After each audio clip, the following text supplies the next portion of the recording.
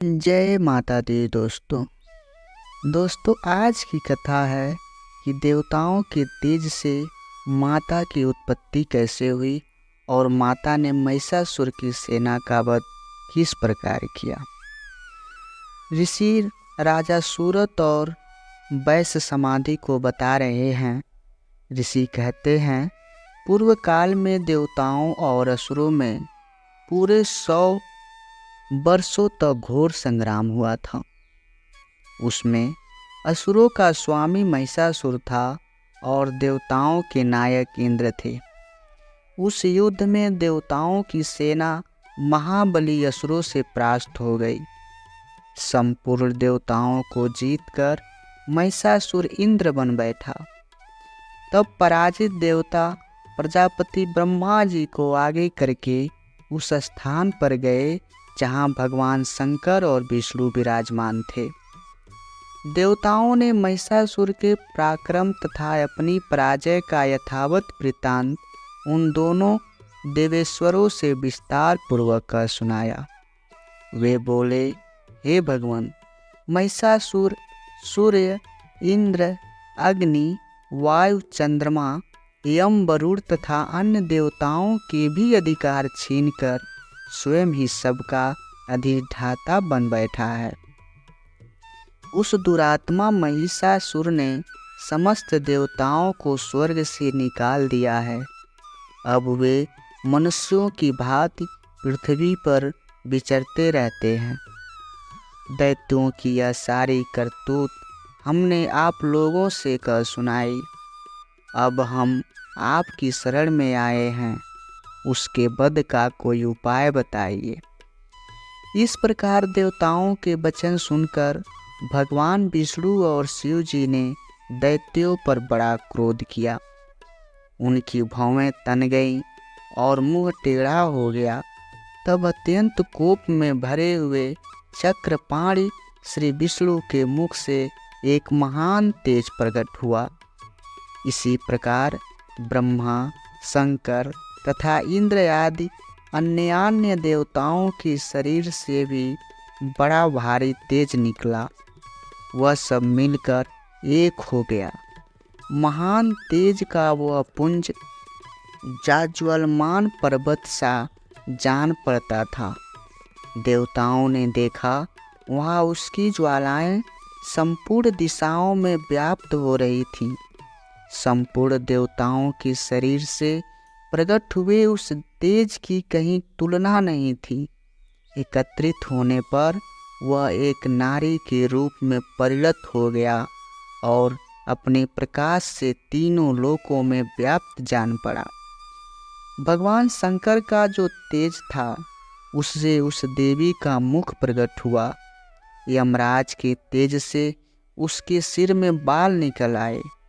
श्री विष्णु भगवान के तेज से उसकी भुजाएं उत्पन्न हुईं।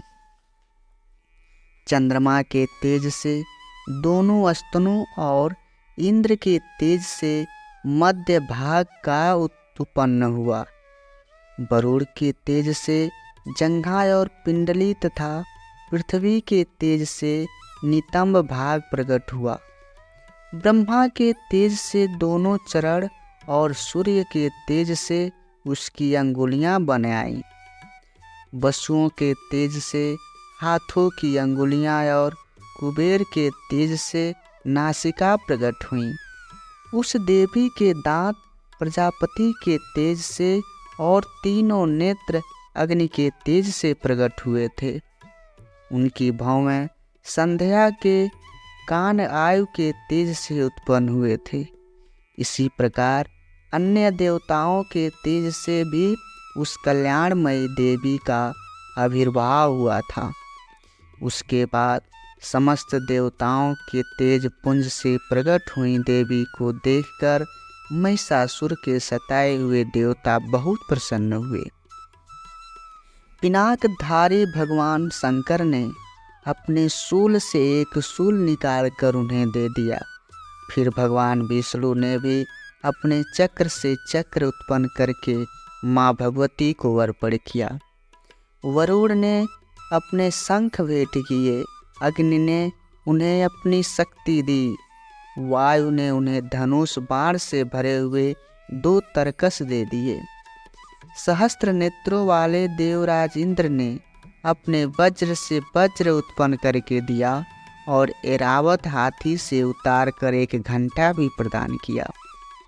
यमराज ने कालदंड से दंड, वरुण ने पास, प्रजापति ने अस्पष्टिकाक्ष की माला तथा ब्रह्मा जी ने कमंडल भेंट किया। सूर्य ने देवी के समस्त रोपकूपों में अपनी किरणों का तेज भर दिया। काल ने उन्हें चमकती हुई ढाल और तलवार दे दी। क्षीर समुद्र ने उज्ज्वल हार तथा कभी जीर्ण न होने वाले 2 दिव्य वस्त्र प्रदान किए। साथ ही उन्होंने दिव्य चूड़ामणि, 2 कुंडल, कड़े, उज्ज्वल अर्धचंद्र, सब बाहुओं के लिए केयूर, दोनों चरणों के लिए निर्मल नूपुर, गले की सुंदर हंसली और सब अंगुलियों में पहनने के लिए रत्नों की बनी अंगूठियां भी दी। विश्वकर्मा ने उन्हें अत्यंत निर्मल फरसा भेंट किया। साथ ही अनेक प्रकार के अस्त्र और अभेद कवच दिए गए। इनके सिवा मस्तक और वक्ष स्थल पर धारण करने के लिए कभी न कुमलाने वाले कमलों की मालाएं दे गई। जलधि ने उन्हें सुंदर कमल का फूल भेंट किया। हिमालय ने सवारी के लिए सिंह तथा भांति भांति के रत्न समर्पित किए। धनाध्यक्ष कुबेर ने मधुर से भरा पान पात्र दे दिया तथा संपूर्ण नागों के राजा शेष जी ने, जो इस पृथ्वी को धारण करते हैं, उन्हें बहुमूल्य मणियों से विभूषित नागहार भेंट दिया। इसी प्रकार अन्य देवताओं ने भी आभूषण और अस्त्र शस्त्र देकर माता का सम्मान किया। उसके बाद उन्होंने बारंबार अट्टहास पूर्वक उच्च स्वर से गर्जना की। उनके भयंकर नाद से संपूर्ण आकाश गूंज उठा।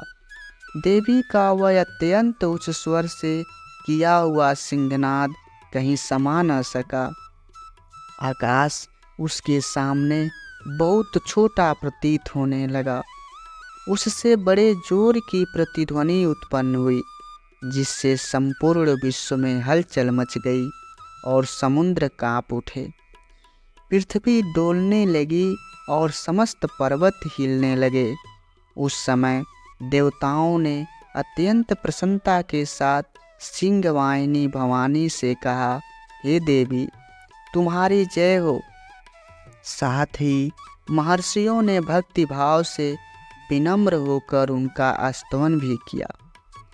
संपूर्ण त्रिलोकियों को क्षोभग्रस्त देख दैत्यगण अपनी समस्त सेना को कवच आदि से सुसज्जित कर हाथों में हथियार ले सासा उठकर खड़े हो गए। उस समय महिषासुर ने बड़े क्रोध में आकर कहा, यह क्या हो रहा है?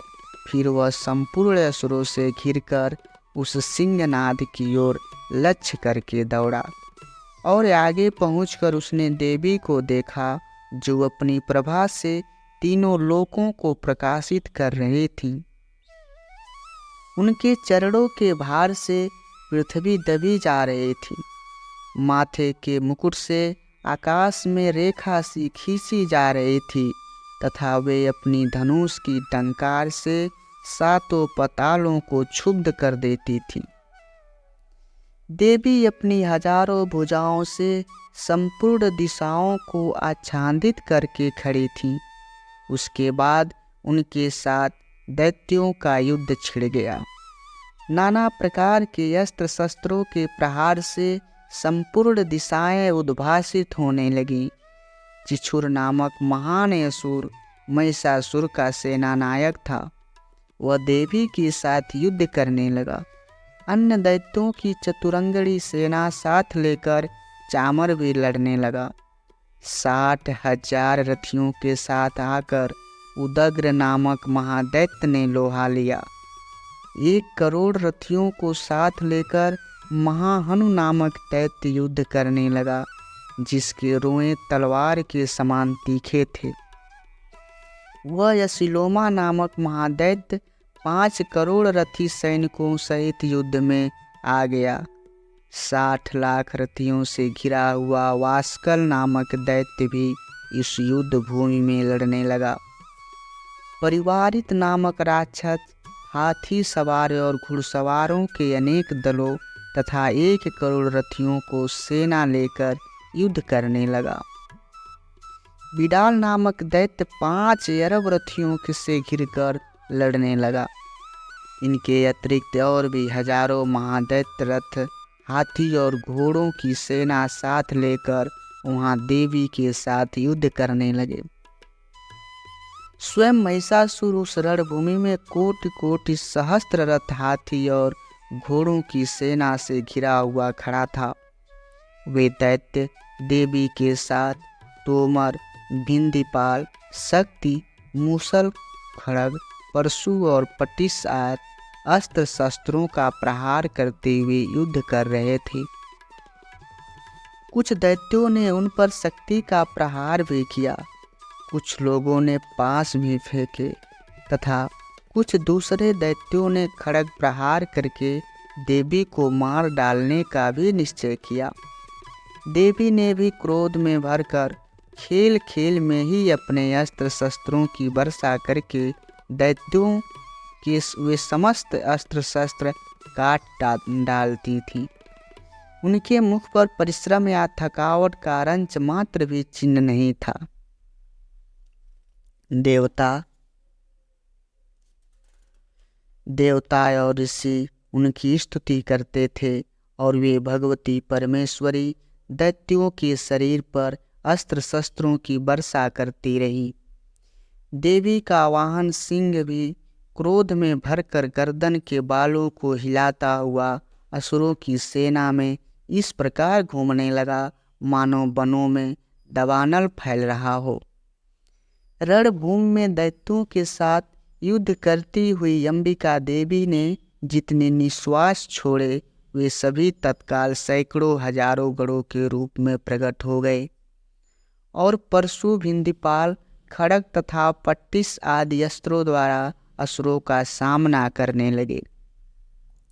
देवी की शक्ति से बड़े हुए वह गण असुरों का नाश करते हुए नगाड़ा और शंख आदि बाजे बजाने लगे। उस संग्राम महोत्सव में कितने ही गण मृदंग बजा रहे थे। उसके बाद देवी ने त्रिशूल से, गदा से, शक्ति की वर्षा से और खड़ग आदि से सैकड़ों महादैत्यों का संहार कर डाला। कितनों को घंटे के भयंकर नाद से मूर्छित करके मार गिराया। बहुतेरे दैत्यों को पास से बांधकर धरती पर घसीटा। कितने ही दैत्य उनकी तीखी तलवार की मार से 2 टुकड़े हो गए। कितने ही गदा की चोट से घायल हो धरती पर सो गए। कितने ही मुसलों की मार से अत्यंत आहत होकर रक्त वमन करने लगे। कुछ दैत्य शूल से छाती फट जाने के कारण पृथ्वी पर ढेर हो गए। उस रणागढ़ में बाण समूहों की वृष्टि से कितने ही असुरों की कमर टूट गई। बाज की तरह झपटने वाला देवी पीड़क दैत्यगण अपने प्राणों से हाथ धोने लगे। किन्हीं की बाहें छिन्न भिन्न हो गई, कितनों की गर्दनें कट गईं, कितने ही दैत्यों के मस्तक कट कट कर गिरने लगे। कुछ लोगों के शरीर मध्य भाग में ही विदुर्ण हो गए। कितने ही महादैत्य के जांघें फट जाने के कारण पृथ्वी पर गिर पड़े। कितनों को ही देवी ने एक बाह, एक पैर और एक नेत्र वाले करके 2 टुकड़ों में चीर डाला। कितने ही दैत्य मस्तक कट जाने पर भी गिरकर फिर से उठ जाते और केवल धड़ के ही रूप में अच्छे अच्छे हथियार हाथ में ले देवी के साथ युद्ध करने लगते थे। दूसरे कम्बंद युद्ध के बाजों की लय पर नाचते थे।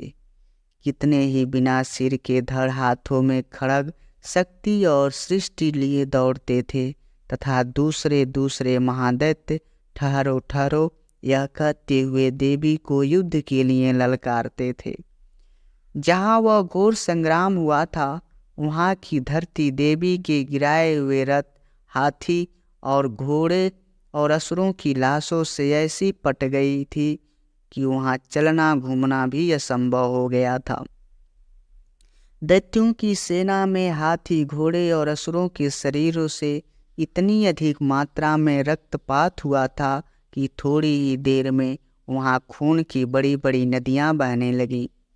जगदम्बा ने असुरों की विशाल सेना को क्षण भर में नष्ट कर दिया, ठीक उसी तरह जैसे तृण और काठ के भारी ढेर को आग कुछ ही क्षणों में भस्म कर देती है।